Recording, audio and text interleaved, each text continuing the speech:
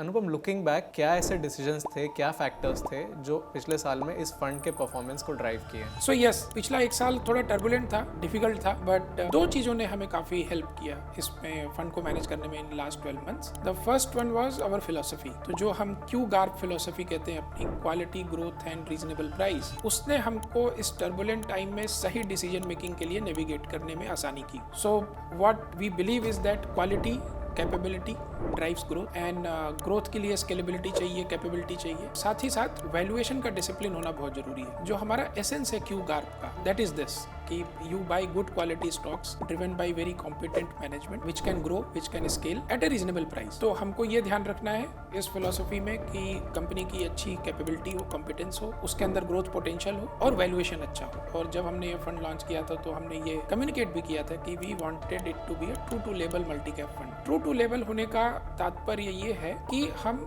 Mid cap, small cap और large caps का allocation broadly similar रखना चाहते हैं। तो हम ये नहीं चाहते कि ये किसी एक मार्केट कैप सेगमेंट में ज्यादा टिल्ट हो जाए। कई बार हमने ऐसा देखा है कि लार्ज कैप्स थोड़ा ज्यादा टिल्ट हो जाता है, but we wanted to keep it true to label multi cap. तो वो हमने कोशिश की, एंड उसके कारण जब small cap and mid cap started under performing initially, तो थोड़ा सेटबैक हुआ, but then it recovered because of our ability to follow the philosophy of identifying good companies, having valuation discipline. So I think ये दो ऐसे हमारे decisions थे, philosophy as well as allocation, that gave us a good time in last 12 months.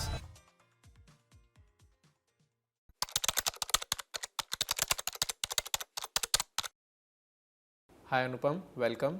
ये discussion हमने grow multi cap fund का 1 year anniversary mark करने के लिए रखा है। अनुपम, लुकिंग बैक, क्या ऐसे डिसीजंस थे, क्या फैक्टर्स थे जो पिछले साल में इस फंड के परफॉर्मेंस को ड्राइव किए हैं? Thank you Mukul. So yes, पिछला एक साल थोड़ा टर्बुलेंट था, डिफिकल्ट था, बट दो चीज़ों ने हमें काफ़ी हेल्प किया इसमें फंड को मैनेज करने में in last 12 months. The first one was our philosophy. तो जो हम क्यू गार्प फिलोसफी कहते हैं अपनी, quality, growth and reasonable price, उसने हमको इस टर्बुलेंट टाइम में सही डिसीजन मेकिंग के लिए नेविगेट करने में आसानी की।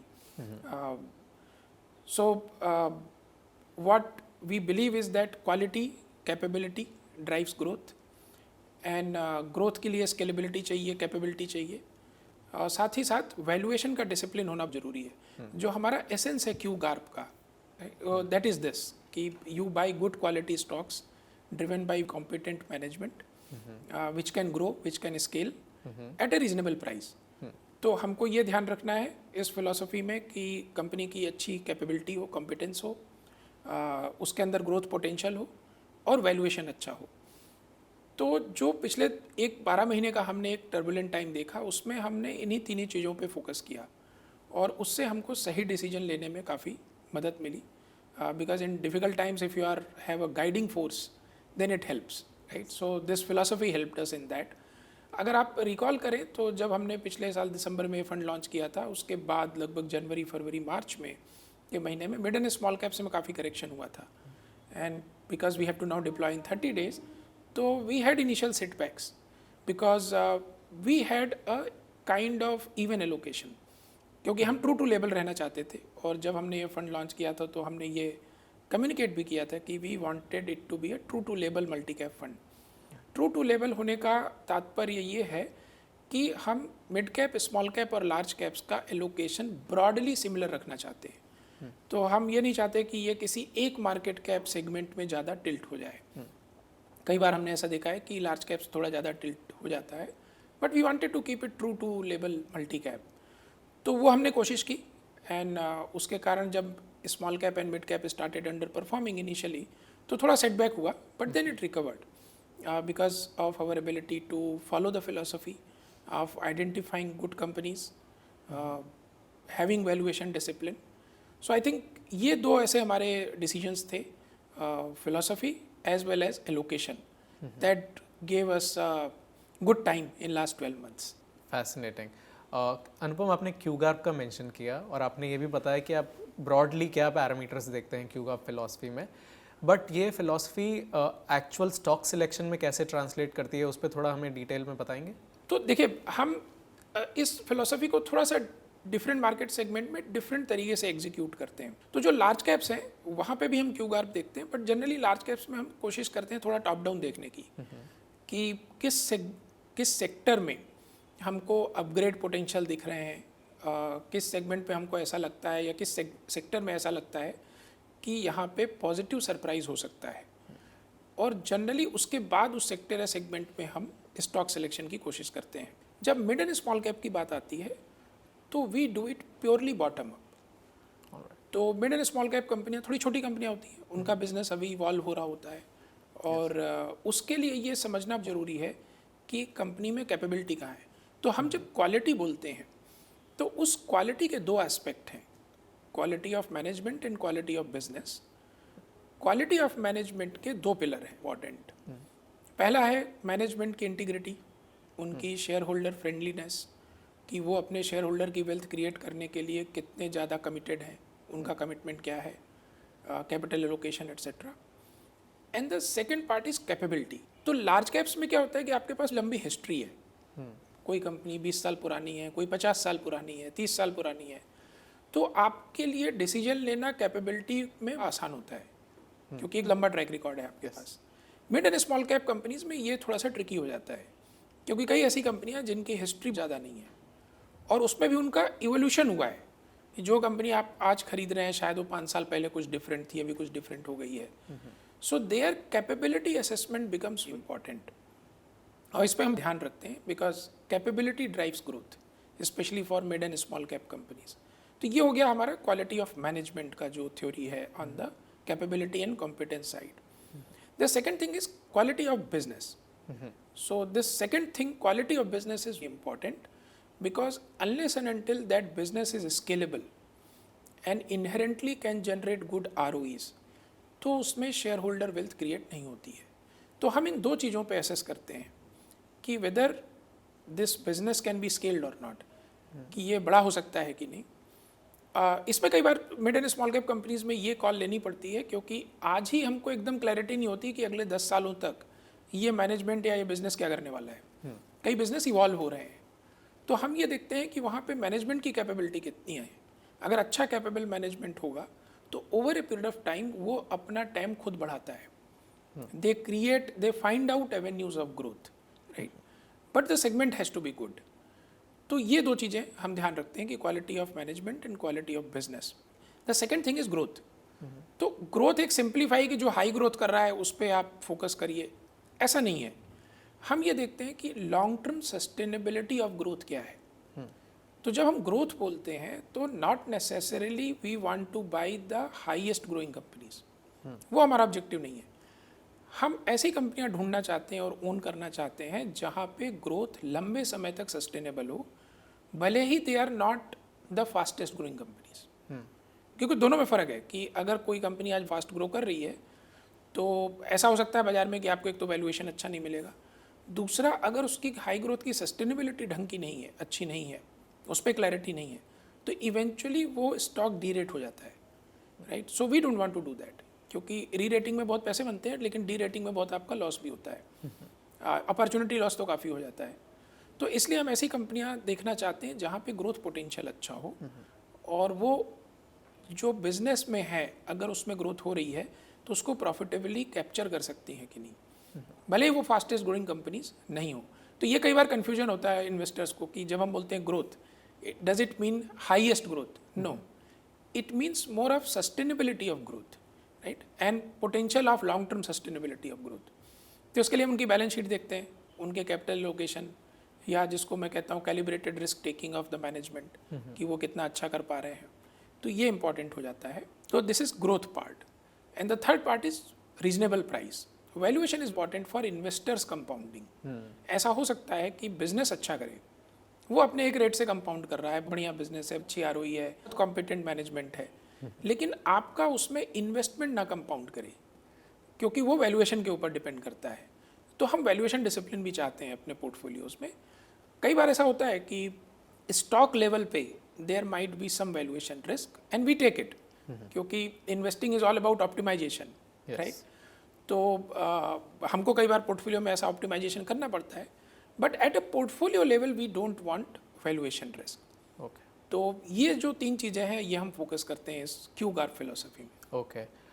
इसी के साथ आपने एक और चीज़ मेंशन करी थी, true to label. That's also something which is important to your investment philosophy, investment framework और फिलॉसफी. इसको थोड़ा एक बार डिटेल में हमें बताएंगे कि ट्रू टू लेबल है क्या और उसका एडवांटेज क्या है एक इन्वेस्टर के लिए.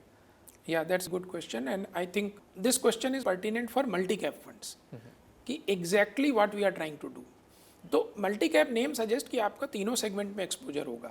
So of course there is एक regulatory benchmark है, right? जो rule है कि आपको large cap, mid cap and small cap में minimum 25% तो रखना ही है.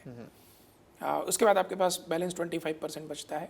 एक बहुत बड़ा प्रॉब्लम इन्वेस्टर के सामने होता है कि उसको कब कहाँ कैसे इन्वेस्ट करना है.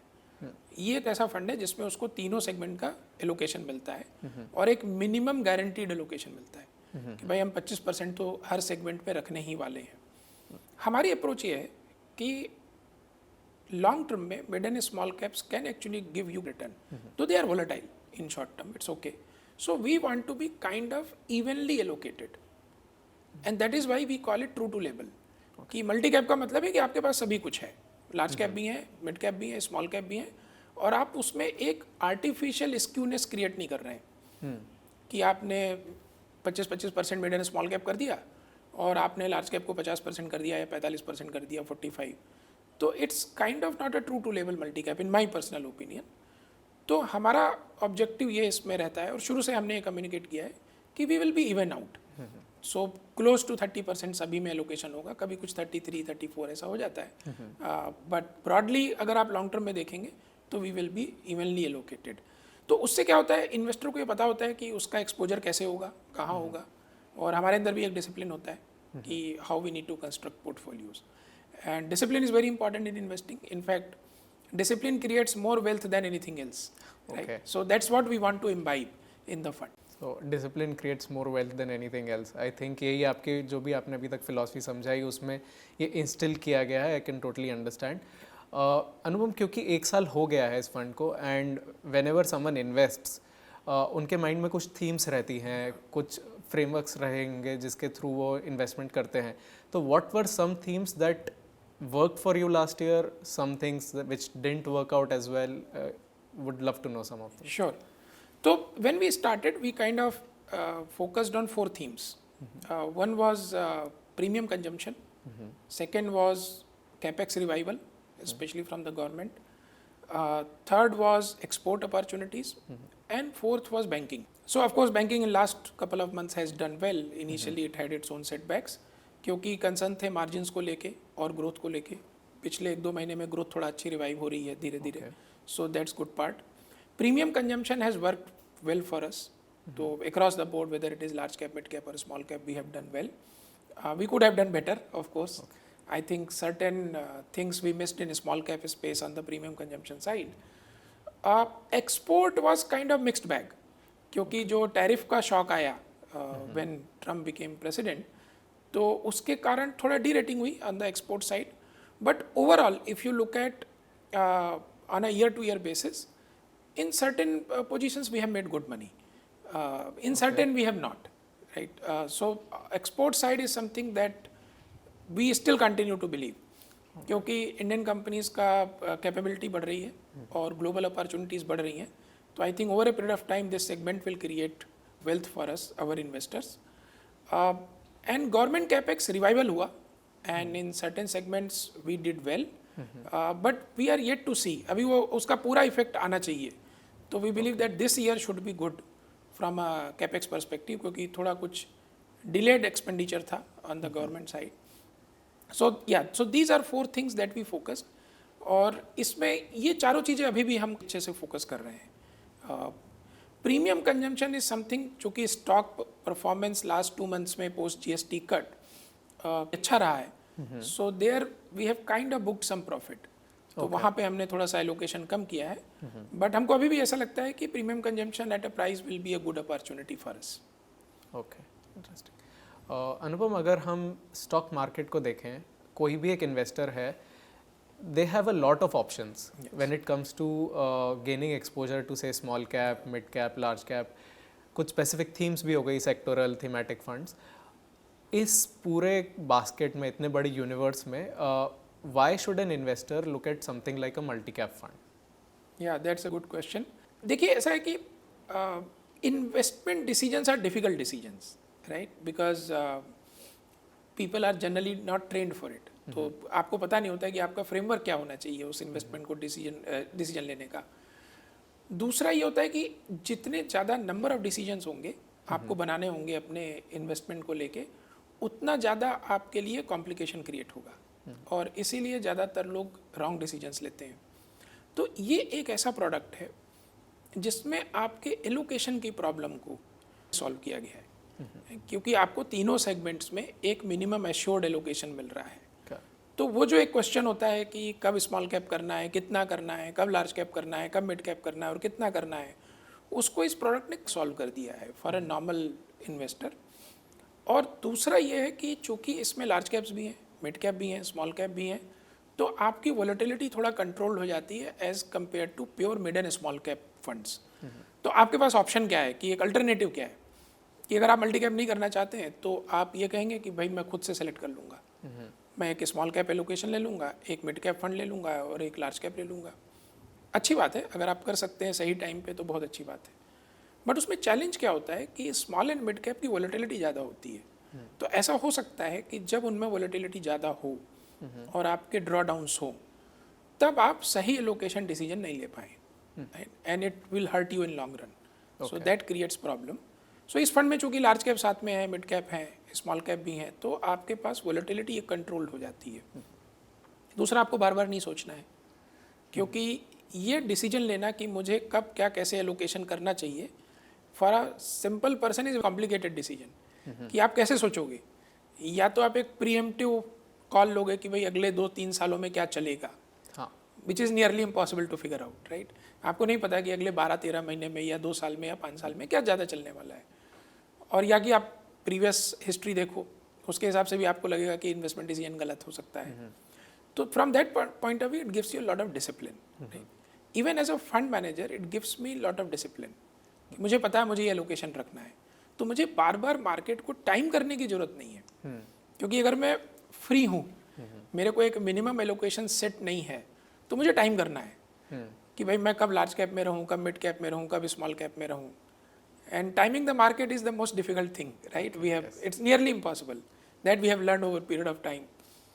तो इस दो पर्सपेक्टिव से this fund becomes good, right. इसमें एक ही एक कैवियट है, या जो एक ध्यान रखने वाली बात है किसी भी इन्वेस्टर के लिए, वो है टाइम फ्रेम. कोई भी ऐसा फंड जिसमें आपके पास स्मॉल कैप्स हैं और मिड कैप्स हैं, उसका टाइम होराइजन मिनिमम 5 ईयर होना चाहिए. तो ये फंड भी एक ऐसा फंड है कि इसमें आप तभी इन्वेस्ट करें जब आपके पास 5 साल हो. अगर आप 5 साल के लिए पैसा छोड़ नहीं सकते हैं तो this fund may not be suitable for you. In fact if you want to start your journey in mutual funds and you have time, right. Time is the most important thing in investing. Time horizon अगर आपके पास उतना नहीं है तो फिर दिक्कत हो जाती है, किसी भी प्रोडक्ट में दिक्कत होती है. तो आपके लिए ये बेस्ट फंड है वेयर यू कैन स्टार्ट. तो अनुपम, ये जो मल्टी कैप का एक रिक्वायर्ड एलोकेशन है हर मार्केट सेगमेंट में, वो इन्वेस्टर्स को नहीं, फंड मैनेजर्स को भी डिसिप्लिन करता है, राइट.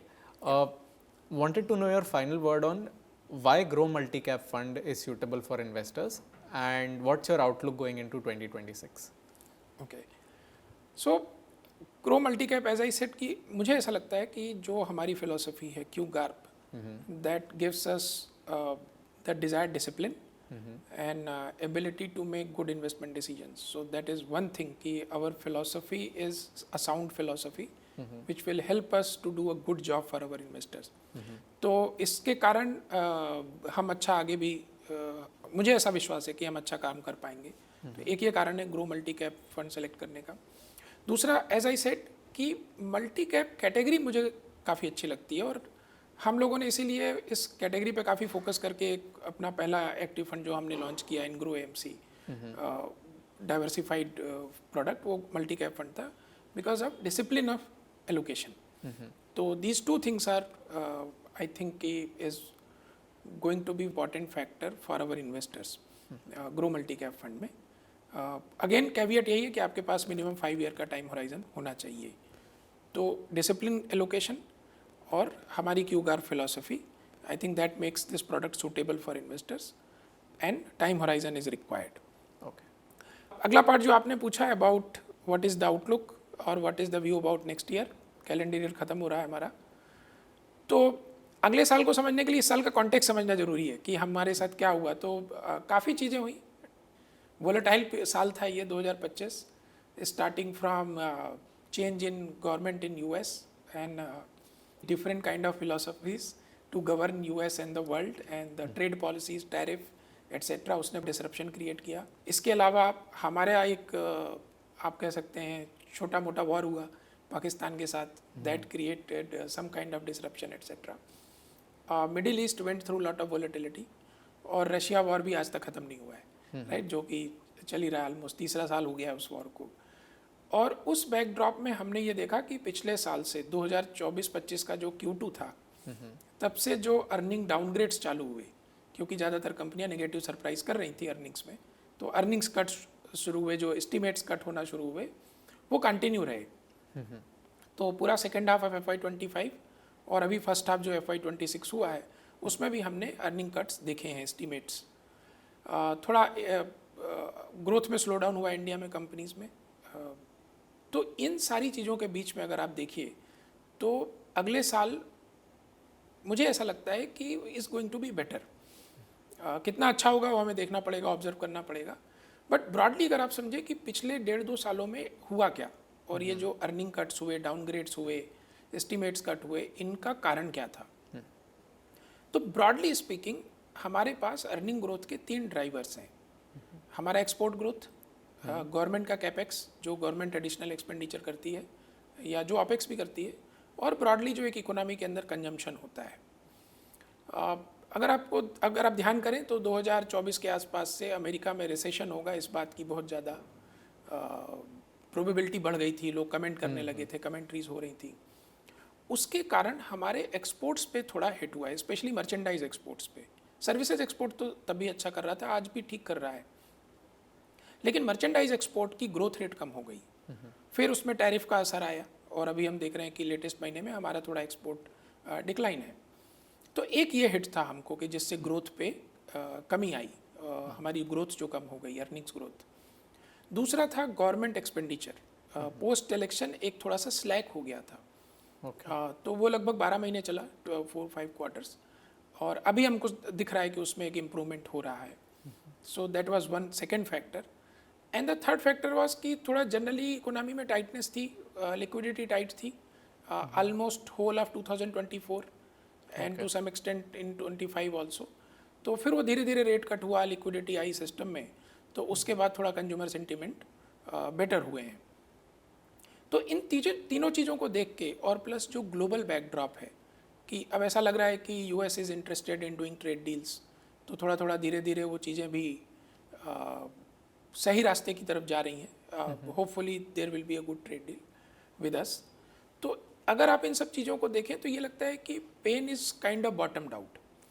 अब उसकी रिकवरी की ट्रेजेक्ट्री कितनी हो सकती है, कितनी फास्ट हो सकती है, is yet to be decided. तो we don't have any clue कि रिकवरी कितनी फास्ट होगी या कितनी स्लो होगी. बट यस, पेन वाइज, और हमको Q2 के अर्निंग्स में भी दिख रहा है कि ब्रॉडली जो क्वांटम ऑफ कट था, एस्टीमेट कट्स था या जो डाउनग्रेड्स थे, वो कम हो गए हैं, राइट. और जो लिक्विडिटी है वो भी सिस्टम में आई है, प्लस GST कट का एक थोड़ा बेनिफिट हो रहा है, तो उसका भी हमको एक ट्रेड टेलविंड दिख रहा है. So from that perspective I think from here on thing should be good. And of course, market has not corrected too much against expectation, because हमारी बैलेंस शीट की स्ट्रेंथ अच्छी है, बैंक्स की balance sheet अच्छी है, corporates की balance sheet अच्छी है, एंड ब्रॉडली स्पीकिंग रिटेल की भी बैलेंस शीट ठीक ठाक है, जो हाउस होल्ड बैलेंस शीट हम कहते हैं वो भी ठीक ठाक है. तो इसलिए ऐसा कुछ बहुत क्राइसिस वाली बात नहीं है. And I think in next 3 to 4 quarters we should start seeing decent growth coming back. तो then we will have I think better times. Hopefully. Thank you, Anupam. Thank you for taking out the time. I'm sure our viewers would have loved your insights on the multi-cap fund and multi-cap investing in general. Wishing you all the best for 2026. Thank you, Mukul.